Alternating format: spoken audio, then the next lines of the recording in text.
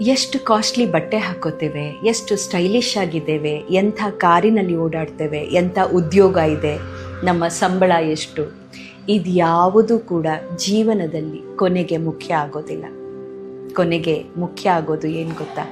ನಾವು ನಮ್ಮ ಜೊತೆಗಿರುವವರನ್ನು ಹೇಗೆ ನಡೆಸ್ಕೊಳ್ತೇವೆ, ಯಾರನ್ನಾದರೂ ಹೇಗೆ ಮಾತಾಡಿಸ್ತೇವೆ, ಅವರಿಗೆಷ್ಟು ಗೌರವ ಕೊಡ್ತೇವೆ, ಅವರು ಕಷ್ಟದಲ್ಲಿದ್ದಾಗ ನಾವು ಹೇಗೆ ಸ್ಪಂದಿಸಿದ್ವಿ, ಇದೇ ವಿಷಯಗಳು ಜೀವನದಲ್ಲಿ ಕೊನೆಗೆ ಪ್ರಾಮುಖ್ಯತೆಯನ್ನು ಪಡೆಯೋದು.